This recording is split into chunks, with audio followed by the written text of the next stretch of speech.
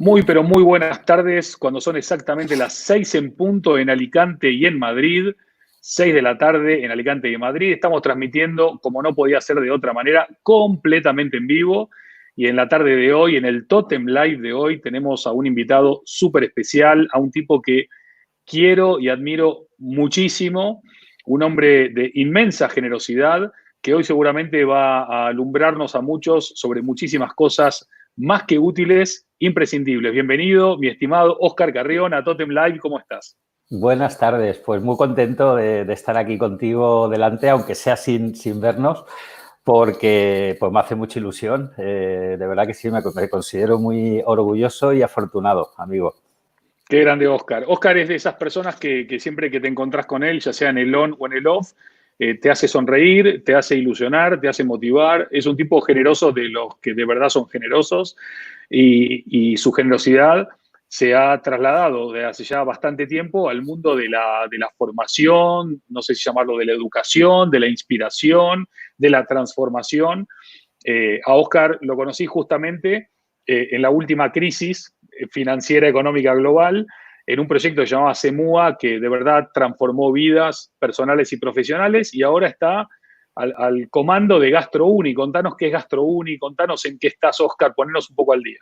Bueno, pues nada, muy bien, muchas gracias por la presentación. Efectivamente, nos conocemos en un momento muy catárquico y las chispas, salieron cuando nos conocimos, ¿no? O sea, que éramos de la misma pasta, vibrábamos.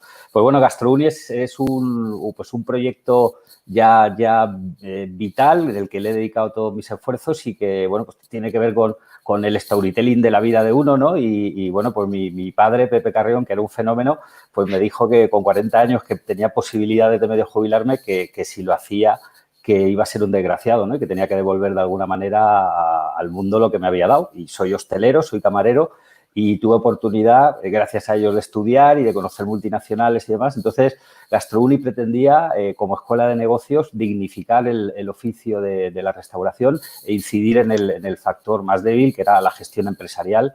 Y bueno, llevamos 12 años con esto, con másters en dirección de restaurantes en Madrid, en Valencia y en Alicante. Y luego, pues, formatos online y diferentes cursos, formación a restauración organizada, en todo lo que nos llaman. Óscar, sin duda alguna, el hecho de que hayas pasado por un restaurante, por un salón, por una barra, por una cocina, te da muchos más galones, si se quiere, para todos aquellos que dicen, bueno, este de la formación debe saber mucho, pero ¿qué sabe de mi negocio? ¿No? Qué importante es cuando se pueden combinar esa experiencia práctica con estas nuevas enseñanzas llamadas teóricas, si se quiere. Sí, tiene que ver con la transformación del negocio, ¿no? Pues la hostelería y la restauración se ha profesionalizado, como no podía ser de otra manera, era muy amateur, cualquiera pues, se metía en un restaurante y era muy poco valor añadido, pero bueno, pues el negocio de dar de comer y beber, el rellenar esa cuota de estómago, golosísimo, es un 30 y pico del PIB mundial, ¿no? Con lo cual imagínate lo importante de ello. Entonces, claro que es necesario toda la pasión de un hostelero, el ser navaja suiza, el servir y estar el primero y estar el último, pendiente de todo, pero además hoy en día pues hay que gestionar la empresa, hay que trabajar el back, hay que pues hacerlo como hacen los grandes, porque la tecnología y la digitalización permite que haya herramientas que los pequeños puedan aplicar. Y en esa estamos, ¿no? En realmente el que cambiar un poco la mentalidad hostelera por la mentalidad de empresario de hostelería, ¿no? Y bueno. Óscar, España es un país obviamente volcado a lo social, a las terrazas, a los bares, a los restaurantes, a las cafeterías, y uno de los sectores más golpeados en lo que llevamos de cuarentena justamente es este sector al cual vos le estás ayudando, inspirando, dando herramientas. ¿Cómo ves esta situación en general? ¿Se han hecho todas las cosas que se tenían que haber hecho? ¿Las personas pueden todavía hacer cosas antes de reabrir, terminar de desescalar? ¿Cuál es tu visión como experto a ambos lados de la mesa? Experto y ya con unos años, ¿no? Pues hemos vivido muchas crisis y esta tiene sus características y una crisis sanitaria que parece que últimamente se olvida y es que está muriendo muchísima gente en todo el mundo, es una auténtica sangría y hasta que va a ser una crisis de demanda hasta que no se solucione el tema médico. Entonces, realmente va a durar en tanto en cuanto aparezcan soluciones o de tratamientos o de vacunas y la gente empiece a estar más tranquila y bueno, pues volvamos a nuestra forma de ser. La huella va a ser fuerte, no sé si indeleble, pero yo creo que 60 días metidos en casa pues nos vamos a acordar tiempo y si vemos máscaras y demás, pues más. Pero insisto en que es una crisis que se va a solucionar y creo que el problema es el chaparrón que está cayendo ahora y quién lo va a poder aguantar, ¿no? Desde otro punto de vista, lo que puede hacer el hostelero, pues, hombre, yo creo que hay que superar rápido el shock, sin duda, y, bueno, pues hacer números. Estamos en el momento de que la gestión económica tiene que ser lo más... el que no lo tenga se tiene que poner, aprovechar todos los recursos de todo tipo que están ofreciendo a nivel laboral y a nivel financiero o de financiación. Y, bueno, pues manejar la tesorería en estos horizontes y bueno, pues ver todo lo que se puede hacer en el negocio cerrado, revisar todas las operaciones posibles para optimizar al máximo todos los costes. En esa parte de empresarializar, pues lo que hacen los grandes, que es manualizar y conseguir que haya muchos sistemas de selección de personal, de formación del mismo, de protocolización de cómo se tiene que hacer, que hagan que las empresas vayan más finas. Y la tercera pata es ver nuevas vías de negocio. Sale, por supuesto, el tema de comida para llevar y comida para recoger, delivery y takeaway, como, bueno, una respuesta a, bueno, pues un poco lo que estábamos hablando antes de entrar, ¿no? Que parece que todas las tendencias que vislumbrábamos en todos los sectores, lo tuyo son las marcas, lo mío es la restauración, que iban a 6, 5, 4, 6 años, pues que en 2 meses nos han pegado el bofetón, ¿no? Ya. Entonces, la tendencia de un cliente cada vez más ubicuo, además de digital y además de infiel, ubicuo, que ya quiere comer cuando le viene bien, que probablemente se encuentre mejor en casa comiendo y más a gusto, y si se lo llevan su restaurante de referencia, pues muy probablemente la cocina de tu casa va a ser la de tu restaurante de abajo. Y yo creo que son esas 3 patas que sazonadas con digitalización, con ese baño de aprovechar herramientas para ser más eficaces, pues es lo que nos va a permitir aguantar y aprovechar oportunidades, claro. Me encantó lo de sazonadas con digitalización. Me acuerdo cuando estuve en Semua, que una vez me decías, Andy, cada vez que habla es como que está escupiendo un tuit, ¿no? Veo que ha quedado algo ahí. He aprendido. Lo de la concentración de palabras es un arte también, ¿eh? A los que Sin nos duda, gusta sin hablar, duda. por supuesto. Y saber combinar.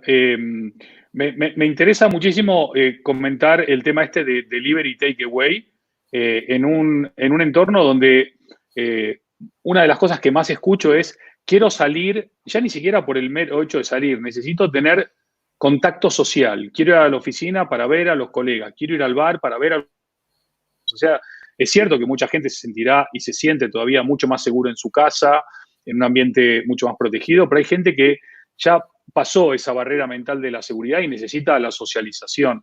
¿Cómo entra el juego del takeaway y el delivery en una España que no está acostumbrada a esto como puede estar un mercado como el americano o incluso el argentino? Vamos a ver, yo creo que aquí en Alicante hemos entrado en fase 1 y un servidor, que soy un amante de los bares, todavía no ha ido a un bar. Y tengo muchos amigos que todavía tampoco han ido. O sea, el comportamiento de demanda individual, o yo como cliente de cualquier restaurante, y mira que gasto dinero y en salir, mi comportamiento a nivel personal, familiar, con tus peculiaridades, me hace que sea prudente en un primer lugar. Y yo la prudencia es la que aconsejaría también a la hora de abrir los establecimientos, ¿no? El que lo pueda mantener con ERTE y demás, con la prudencia... o sea, el miedo es malo para tomar decisiones y para el cliente cuando tiene miedo también es malo. Entonces, la experiencia del entorno seguro la vamos a encontrar en casa, en que probablemente con nuestra gente de confianza no vayamos a tener máscaras y hay oportunidades para todos. O sea, yo creo que hay varias capas de delivery. Hay una capa de low cost que está muy bien trabajado por las grandes franquicias en las que, bueno, pues pelear por 50 céntimos de euro por 1 euro en un viaje en el que prácticamente todo el mundo pierde porque las grandes operadoras van a pérdidas, están palmando cientos de millones. porque lo que están esperando es esta explosión del delivery, pero el negocio tiene muchas posibilidades y el primero, y creo que incluso el que puede ser más económico y que podemos lanzar una oferta más barata, es el takeaway, que se vengan a recoger la comida a casa, ¿no? Y que se la lleven. El delivery, pues hay de todo. Está aquí Queda Costa sacando unas cosas súper chulas buscando otros momentos de que no sea comida, cena y demás. ¿Qué van a hacer los mercaurantes? El retail, que tiene que decir, ¿no? Con Mercadona, con esa gran estrategia y otros operadores que quieren entrar en esa cuota de comida, que parece que no roba la restauración, que roba más al no cocinar. Pero te lo remato con que como seres humanos cocinar es una cosa que lleva mucho tiempo, que es muy costosa y que es aburrida. Lo que mola es comer, Andy. Estoy de acuerdísimo. Que yo soy cocinero y cocino para mi familia y, coño, es que te pegas 2 horas ahí dándole detalle y en 15 minutos ha volado. Y yo exijo que me digan... Es muy frustrante, muy frustrante. Exijo, oye, y mi mujer me dice, ya te vale. No, es que me tenéis que decir que está bueno, porque si no claro, yo... Claro.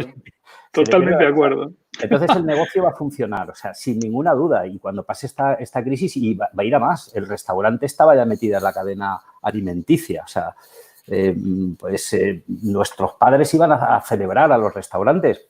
Nosotros hemos sido generación de socialización, pero nuestros hijos es alimentación. Es mamá, ¿qué cenamos hoy en casa? Es que cenamos hoy. O sea, voy a la nevera y está todo lleno de imancitos de todos los restaurantes del barrio. Voy a ver qué cenamos hoy, voy a la nevera. Pero no la abres, o sea, llama. Está claro. Entonces yo creo que dentro de esta dinámica pesimista en la que estamos, y los horizontes son todos oscuros y sobre todo la incertidumbre no ayuda, pues yo insisto que la gente, pues esto es como morirse, lo de comer es democrático, son 5 veces al día, llueve o truene, ¿no? Está claro. Óscar, vos sos un experto que trasciende las barreras de la gastronomía, de la formación, tenés una experiencia brutal en un montón de ámbitos. Y uno de los ámbitos en los que te quiero consultar es en el mundo de las marcas. Hay algunas marcas que a lo largo de estas semanas de cuarentena, de encierro, han hecho campañas puntuales de apoyo a los bares. ¿Qué tan reales, honestas, auténticas le llegan estas campañas a un tipo como vos, que ves a un mentiroso a 1 kilómetro, pero también ves a alguien que sabe hacer el bien a 1 kilómetro? ¿Crees que toda esta movida que está viendo es una movida con un fin verdaderamente de compromiso, o es un poquito más de marketing vacío? De todo hay en la viña del Señor, ¿no? El mejor acto altruista que puedes hacer es el que no se cuenta, ¿no? Y cuando tienes que contar que haces cosas altruistas, yo creo que tengo un poco la mirada sucia también por experiencia y podemos mirar un poco más atrás, ¿no? Hay impactos que funcionan a la gente y que les están entrando. Y bueno, no hay más que entrar en Twitter y no hay más que ver pues todas las campañazas y el barro en el que estamos metidos en el campo político, por supuesto, pero el de la opinión, el de los expertos, aquí pues, nos han dado altavoz y el cuñadismo nacional ha explotado, ¿no? Y a las marcas y a todos yo creo que se nos ha visto, tal, hemos tenido que hablar, hemos descubierto que incluso son simpáticos. Oye, tengo una familia que mola, ¿no? En el campo profesional y yo creo que en el campo emocional también, ¿eh? Nos hemos enfrentado a mucha gente. Yo conozco a muchos hosteleros que están acostumbrados. Los hosteleros somos muy currantes. Somos navaja suiza, valemos para todo. Suelta un hostelero en cualquier negocio y te lo revoluciona por la complejidad en sí del negocio, ¿no? Y yo a muchos durante varias semanas subiéndose por las paredes porque no podían estar encerrados, necesitaban salir, ¿no? Pero, bueno, hemos visto mucha publicidad. Por supuesto que los medios de comunicación se han llevado un sustazo. Es que nos hemos llevado un susto todos. Es que es otra característica de esta crisis, que es que se ha ido al garete todo.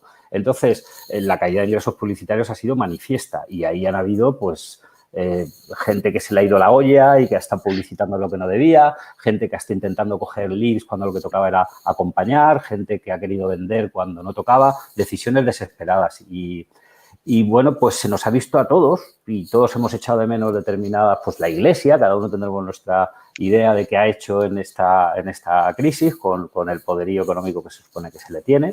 No entro, pues los diferentes partidos políticos, desde mi punto de vista, pues hay una generación política que se ha incinerado porque no, el que estuviera, o sea, la camisa grande le venía aquí, yo creo que nos ha venido a todos. Y a unos se nos ha visto más que otros, ¿no? Pero es una situación que nos pilla de marrón. Y las marcas, pues las hay que lo han hecho muy bien, pequeñas y grandes. Y yo creo que era lo que he leído durante este tiempo que tú has dicho que se debía hacer, lo que venía leyendo antes, ¿no? Y hay un manual de crisis que creo que es estándar y que hay que hacer. Y oye, pues el marketing branding ha colisionado, por primera vez desde que yo recuerdo, ha colisionado totalmente con el marketing venta. Eran como el agua y el aceite. Si era momento del branding, no era momento de estar y eso te aupa tu clientela, ¿no? Nosotros en GastroUni, nuestro primer objetivo fue cuidar a nuestra comunidad y en silencio, nuestros 120 alumnos que teníamos en activo y ayudarles en todos los aspectos posibles. Desde la llamada particular hay situaciones de todo tipo y eso es lo que al final hace que tu gente te apoye y pues, a tu nivel, ¿no? Pero cuando llegan los problemas, empresas grandes, problemas grandes. El que tenga una estructura de miles de personas, el que está ahí arriba es como, o sea, olé, ¿no? Que también hay que estar. No sé si te he respondido, Andy. Creo que sí, yo creo que sí. Y para complementar con esta respuesta muy, muy amplia, con mucho entrelineado que luego habrá que releer o reescuchar, un tipo como vos, como tú, perdón, tan observador, tan sensible a las personas, al entorno, a la ciudad, a las dinámicas, ¿no? Sociales, no solamente empresariales, ¿qué aprendió Oscar Carrión en estos 2 meses y monedas de cuarentena? ¿Ha habido alguna cosa positiva que te has llevado, que te has quedado, que no se queda en algo coyuntural, sino que se mantiene sine die post-COVID? Pues no te sabría decir. Yo creo que el balance habría que hacerlo más tarde. Me he visto recuperando recetas de mi padre que hacía 50 años que no hacía y encontrándome con momentos personales y con cajones que no había abierto nunca. Y me he marcado un DAFO personal también, que he puesto por escrito, ¿no? Porque pues me he dado cuenta que todo pasa, todo vuelve, ¿no? Y que ha muerto el rey, que viva el rey, que esto dura lo que dura y que ya tenemos una edad para beber mal vino. Yo ya es que no quiero beber mal vino y lo mismo, pues quiero ir acompañado en el camino que llevo por delante de gente que me apetezca estar, ¿no? Para proyectos personales, profesionales, porque ya lo que vislumbrábamos en 2008 ya es una realidad, que ya ni se habla, que es que está todo fundido. Espero que no confundido, pero que el trabajo, al levantar el culo del sillón y dejar el ordenador, porque esto es brutal. A mí, por supuesto, que me va a provocar cambios, ¿no? Y cambios a nivel personal de relación con mi familia. De hecho, pues me quería ir por mis hijas ya van siendo mayores y nos íbamos a Alicante, a una casa, y hemos decidido seguir en el campo, que es donde vivo, porque me he dado cuenta ya dónde quiero pasar mi tiempo y mi jardincito y mis movidas, ¿no? Y básicamente yo creo que back to the basics, volver a los inicios y a lo simple, ¿no? Que ver una puesta de sol y fijarse que hay cada 31 días una luna llena preciosa y hemos tenido 2 de esas gigantes, que ver una flor crecer, que tomarse una cerveza con un amigo, cosas que parecían regaladas, nos damos cuenta el verdadero valor que tienen. Entonces, ¿para qué un coche nuevo, un Polo de tal color o tal? Pues al que le guste, olé. Pero yo creo que la vida es más sencilla y probablemente sea el mayor aprendizaje, ¿no? Que la cosa va de simplificar, ¿no? Que menos es más. Qué bueno, qué bueno. Siempre sabiduría sale de la boca de Oscar. Y una de las dudas que recién me asaltaba cuando me iba preparando para conversar contigo es, yo soy un alumno, quiero hacer un curso en GastroUni porque sé que los profesores son de lo mejor, está Oscar, que es garantía de calidad, pero me pregunto, claro, ¿cómo puedo aprender a lidiar con estas incertidumbres constantes y con estos cambios permanentes? Bueno, pues, hombre, al final yo creo que que lo que tenemos que tener, y aquí pues sale Darwin, ¿no? Pues no va a sobrevivir ni el más listo ni el más fuerte, va a sobrevivir el que tenga capacidad de adaptación. Entonces yo creo que lo que hay que formar o lo que hay que aprender son herramientas. Pues está muy bien dar pescado, pero si enseñamos a pescar, pues va a ser, el jugando es fantástico, pero no, en determinados campos no es tan fácil. Entonces el learning by doing, ¿no? En el momento que lo que aprendes lo aplicas, pues al final lo que tenemos que ser, volviendo a Darwin, es tener las habilidades suficientes y las capacidades para analizar lo que está pasando. Esta crisis dentro de un manual de crisis de un departamento de restauración tendría que estar contemplado o no junto a que se caiga Internet, a que me roben la caja, a que tenga un atentado o que se me incendie el local. Pues tendremos que evaluar qué alcance o qué posibilidades tiene, luego cuánto de mal me puede llegar a hacer, pero es un plan de contingencia. Al final lo que tenemos que hacer es analizar, fijar objetivos, de esos objetivos, estrategias, cómo vamos a lograr hacer eso, luego planes de acción, repartir un gran problema en problemas más pequeñitos y pues eso, para adelante, el camarón que se duerme se lo lleva a la corriente. Con lo cual, es que, ¿qué voy a hacer ahora? Bueno, pues tenemos un horizonte de 3 meses, vamos a planificar qué haríamos a 3 meses, si es mascarilla, no mascarilla, o no abro, o no hay contexto, o si tengo terraza. Benjamín nos lo decía el otro día, nuestro amigo común, Benjamín Calleja, que creo que ayer estuvo, o ayer o antes de ayer estuvo contigo. Va a venir a visitarnos a Totem Live en unos días también. Pues eso, yo algo por ahí vi, ¿no? Sí, señor, sí, Que señor. estaba anunciado. Pues él nos decía que por su experiencia internacional que veía que incluso cuando estaba nevando en Noruega, pues que las terrazas estaban a tope y que la gente no entraba en las salas. Y yo creo que con eso pues vamos a convivir, pero lo mismo en las tiendas y pues da un poco de yuyu. Cuando vas por la ciudad, esto es película distrópica, ¿no? Un poco, total. Y o sea, yo ya estaba pensando hoy, porque mira que he tardado tiempo, digo, ¿cómo voy a convertir yo mi saludo, tío, mi abrazo, que somos de abrazar, de cariño, de besos? Y yo creo que tenemos ahí la reverencia japonesa, ¿no? O incluso árabe, ¿no? De esta reverencia. La he hecho un par de veces y es muy bien recibida, ¿no? Y la sonrisa recíproca, ¿no? Y tenemos que encontrar, pues oye, si la vida te da limones, 2 opciones. Si te va la marcha, compra tequila. Y si no, al limonada. Pero haz, ¿no? O sea, haz alguna cosa. Total. Sí, la reverencia funcionará por un tiempo determinado, pero luego el contacto es fundamental. Yo quiero. Sí. Me acuerdo en un proyecto que hicimos en Dakar, en Senegal, que cuando te saludaban siempre se ponían la mano en el corazón. Y me acuerdo en Sudáfrica, en vez de abrazarte por la derecha, siempre te abrazan por la izquierda para que los 2 corazones terminen conectados, ¿no? Entonces, bueno, calculo que van a volver los abrazos más pronto que tarde y, bueno, recuperaremos esos aspectos importantes. Yo es que, ¿sabes? Lo que pasa que en estos tiempos, pues uno con la edad ya, no sé, hay un concepto por ahí que es el de la matemática líquida, ¿no? Que tiene que ver, ya no sé si es religioso, si es natural o si es moral o tal, ¿no? Pero que funciona, ¿no? Que tiene que ver con el buen karma, que tiene que ver con lo que siembras, ¿no? Y lo que recoges, ¿no? Y la matemática líquida, ¿no? O sea, ¿por qué 1 más 1 siempre es 2, pero cuando aparece el ser humano y se llama sinergia, 1 más 1 se vuelve 3? Joder, ¿y eso cómo va? O sea, ¿qué energía ha influido? O sea, ¿qué energía hay en un contacto visual?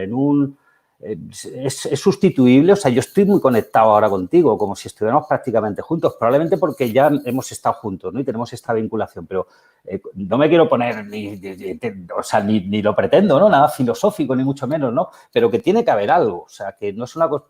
esa conexión que da la cercanía, el abrazo, pues las oxitocinas, hay procesos que son químicos, pero los hay también no químicos, ¿no? Y el que los ha pillado una vez sabe que están, ¿no? Totalmente. Vos es que ayer, hablando con Jorge Garbajosa, el presidente de la Federación Española de Baloncesto, campeón del mundo como jugador y como presidente, hubo 2 o 3 respuestas que empezó respondiéndome un poco, como me decías vos también, no me quiero poner filosófico, pero, y yo decía, me quedé pensando después, digo, ¿por qué tenemos que justificarnos de ser filosóficos? Y justamente este es un momento muy de la filosofía. Sí, pero como decía Aznar con el catalán, en círculos pequeños. Sí, porque además ya sabes que la opinión, el tema es complicado, ¿no? Y bueno, yo no sé si a ti te pasa, quizá tú eres más echado para adelante, pero yo me estoy autocensurando mucho en redes sociales. Sí. Creo que todo, ¿no? pero que de cada 10 cosas que piensas que podrían ser simpáticas o que podrían ser divertidas se va, pues hemos perdido el humor en este país, señores. O sea, estamos atacando la libertad de expresión y estamos atacando opinión. Nos hemos vuelto un poco locos. O sea, el mainstream, estos son las redes sociales, que tú no puedes decir nada porque si no tienes un montón de haters, pero es que tenemos que estar todos de acuerdo, además. O sea, no es bonito que tú tengas una opinión, que yo tenga otra y que intentemos compartir, pero sin necesidad, o sea, por curiosidad pura y dura, ¿no? Entonces, ese radicalismo hace que determinados comentarios se tengan que empezar a llevar a otro nivel, ¿no? Y sobre todo cuando se habla en público, yo creo que, pues, desde el principio de esto estamos hablando de que falta liderazgo y lo engarzo un poco con lo de las marcas, ¿no? El liderazgo se ejecuta y se ejerce, no se lo dan a uno ni nada y cada uno tenemos nuestro círculo de actuación en el que nos tenemos que comportar y en esa hacer doctrina, en ese mojarse, pues yo creo que está el sentido de la vida, ¿no? Entonces, más hacer y menos decir. Acción, que tú también lo dices muchas veces. Entonces, pues ahí me remito, ¿no? O sea, yo creo que esa filosofía de vida que te digo, lo que hay que hacer es ponerla en juego, ¿no? Y que de acuerdo. No es el momento de las grandes pinturas al óleo, sino que todos con nuestro bolígrafo, en nuestro círculo, hagamos 3 o 4 puntitos y esto, con perspectiva, probablemente haga que salga un cuadro muy chulo. Y no soy optimista. O sea, no creo que el bien... Las películas americanas han hecho mucho mal. Eso de que el bueno siempre gana, coño, eso... Joder, Oscar, si tú no eres optimista, que eres un optimista, vamos, de la primera hora, pues, uy, mamma mía, ¿eh? Pero realista, ¿no? Realista, pero Ok. Andy, 25 años de Telecinco en este país, mucho bien no han hecho, ¿eh? Ni en De cuanto acuerdo. a pues, los comportamientos de la juventud o los modelos sociales o cosas que, y no quiero ser el abuelete cebolleta, ¿no? Pero creo que falta y hay mucho joven que sí lo tiene, ¿eh? La generalización en malante de gente de 35 para abajo que ha tenido unas influencias, pues que tu modelo sea un futbolista o sea un tío que está 25 días encerrado en una casa haciendo cero,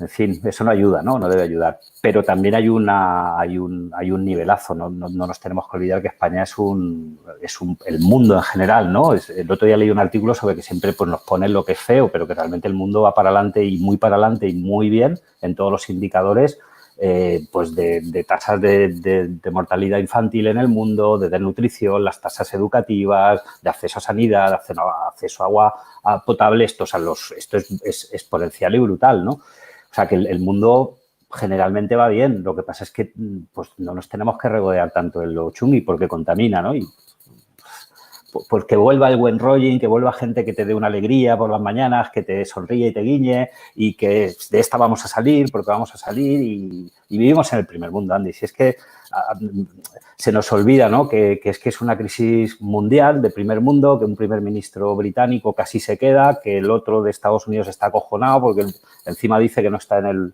los que son proclives a caer y al final esto se va a arreglar con pasta y nos volverán a engañar, le dan a la máquina del dinero, hipotecarán a nuestros hijos y a nuestros nietos en deuda, nos inundarán y hasta la próxima. No sé si es pesimista, pero... Bueno, es tu visión, ¿no? Algunos dicen que la percepción de la realidad es más real que la realidad. Y si esa es la percepción, pues es la realidad. ¿Por qué no? Va un poco por días, ¿no? Sí, sí, obviamente. Más positivo, tienen más inputs, pero también es cierto que porque, vamos para adelante, para atrás. Yo puedo agregar a lo que has dicho, que te dirá que estoy de acuerdo en prácticamente todo. Yo vengo de un lugar en donde esta realidad política se parece mucho a la que yo conocí y de la cual quise escapar. Ya. Porque no me gusta que no se pueda hablar libremente, que no se pueda expresar un pensamiento contrario sin que vengan a patotearte, como se dice, que podamos encontrarnos a partir de nuestras diferencias, no necesariamente, porque si solamente nos vamos a encontrar muy poquitos y perjudica a la gran mayoría. Lo que pasa es que hay una mayoría también que se deja influenciar por esos poquitos que tienen intereses muy grandes en terminar de afectar a todos. Y la única manera de lograr crecimiento, progreso, desarrollo, no es con populismos o con manifestaciones de manipulación maquiavélica, sino con el encuentro real, auténtico, honesto y de mucho curro, como bien apuntabas, porque por más que vos imprimas papelitos, si no hay curro, si no hay trabajo, no hay nada. No, sin duda, ¿no? Yo, pues bueno, toda la parte de esta política también la amortizo, ¿no? Y bueno, pues decepciones yo creo que nos hemos llevado todos y es incomprensible, ¿no? Yo pues a veces pienso que a mí con tener a mi mujer de jefa ya me sobra, pero es que está el alcalde, el de la diputación, el no sé qué, y al final tantísima gente organizando que nadie organiza nada, ¿no? De alguna manera, y bueno, pues luego todo esto pues viven de lo que viven, de las diferencias y no sé qué. Por eso te digo que no soy muy optimista porque a nivel político pues no veo posibilidad de cambio ni de que se modifique. Pues yo creo que lo que cualquier limpieza democrática se debería producirse, ¿no? En este país, pero tampoco vale la pena entrar. Insisto en que lo amortizo, igual que los temas de fiscales, pues hay que pagar lo que hay que pagar, se paga y chimpún, que ay, es que si estuvieras en otro país, bueno, pues estamos en este y es una variable que, bueno, pues se tiene en cuenta en la cuenta de explotación y como decía mi profesor Gascó, ¿no? Que siempre lo dice, mi querido profesor Gascó decía que la salvación es individual, ¿no? Que al final no esperemos mucho, ¿no? Porque aquí cada uno tenemos que currar y si tenemos un poquito más. Que no sea todo tan veloz y industrial, ¿no? Sí, que tan fast food, tan industrial y recuperemos una comida más rica, más sana. Incluso creo que la mayoría de clientes estaríamos dispuestos a pagar un poquito más, sabiendo que es casera, que es de buena materia prima y etcétera, etcétera. ¿Crees que puede haber una vía por ahí? Sí, sí. Porque ya es muy difícil conseguir que la abuela cocine, que la madre cocine, ¿no? Todo el mundo va como va. Entonces, la pequeña restauración tiene una gran oportunidad ahí, ¿eh? Y además es que, aparte de todas las ventajas que le dices a esa cocina, es que es más económica en general, ¿no? Todos estos platos de legumbres, lentejas, la cocina, toda la cocina más preparada. Y yo creo que tiene su momento y que el cliente... Era otra tendencia que venía 6 años y que también se viene para acá. Y luego, pues, consolidándose. También la cocina industrial, hay que decir, y rompo una lanza, cada vez es mejor, ¿eh? O sea, prefiero una buena croqueta industrial que una mala croqueta casera. Y la industria se ha puesto las pilas y también es cierto que es una industria que tiene que aspirar a, de verdad, a tener tanto rigor y ser tan eficaz como cualquier otra industria. No puede ser una chapuza de pongo un chorrito de esto y otro chorrito de otro, que damos de comer a la gente y le metemos cosas en la boca, ¿no? Pero sí, volvemos a lo natural. Comeremos bien en casa, Andy, seguro. Ok, y para terminar, antes de que te agradezca y te despida, me gustaría, porque creo que es algo interesante de conversar con padres y madres como los que participan de Totem Live. ¿Cuál es el legado que le quiere dejar Oscar a los que vienen detrás de Oscar, ¿no? A esas vástagas, a esas pequeñajas. Claramente tus padres han dejado muchísimas lecciones, aprendizajes, respeto, códigos, valores. ¿Qué te gustaría que dentro de 20 o 30 años, cuando hablemos con ellas, digan de ti? ¿Qué aprendizaje o qué gran ejemplo les has legado? La verdad es que eso es muy difícil, eso ojalá que te lo encuentres, ¿no? El tema de la educación, por supuesto que tienes los parámetros de tus padres, pero el libro hay que ir escribiendo y luego cuando lo tienes escrito te crecen y cambian, ¿no? Y dejan de ser niños y son adolescentes y demás. Yo tengo mucha suerte de que hayan nacido en un país como España en un momento actual y ser mujeres porque tengo a 2 señoritas que son muy inteligentes, que están muy preparadas y que mi objetivo desde siempre es de mujeres que sean felices, ¿no? Cero ambiciones, cero para acá, para allá, que busquen su felicidad y tenemos claro que la felicidad nace de la independencia y la independencia se basa absolutamente en el respeto a ti mismo y en el respeto a los demás y a partir de ahí la logras, ¿no? Con lo cual, casi te diría que por delante del amor, y fíjate lo que te voy a decir, está el respeto a las personas, ¿no? La educación y con la pareja con la que estás, independientemente de los momentos, porque todos tenemos momentos para arriba y para abajo, es el respeto, ¿no? Y respeto más quererse a uno mismo, que nace de ahí, y independencia. Y si son independientes van a ser felices, ¿no? Que también yo creo que ha sido un estigma de las mujeres españolas y de muchísimas mujeres en el mundo, ¿no? Que no han tenido esa posibilidad de decidir. Y eso es lo que quiero. Y lo que digan de mí, pues yo que se peguen una fiesta cuando muera y que sepan que su padre se rió de la vida y que me llegue cuando me llegue, si me da tiempo a sonreír diré, ¡puf! Vaya vidorrón que te has pegado. Minutos de los buenos tienes unos cuantos. Qué grande, qué grande. Igual yo no te había matado, ¿eh? Iban a decir de ti, contigo vivo. O sea que te mantenemos vivo muchos años más. Te necesitamos vivo muchos años más, Oscar. Pienso dar guerra, ¿eh? Pienso dar guerra. Muy bien, muy bien. Y todos esperamos que la sigas dando. Oscar Carrión contactó conmigo hace un huevo de años. Me invitó a participar de un proyecto en un momento muy difícil de España.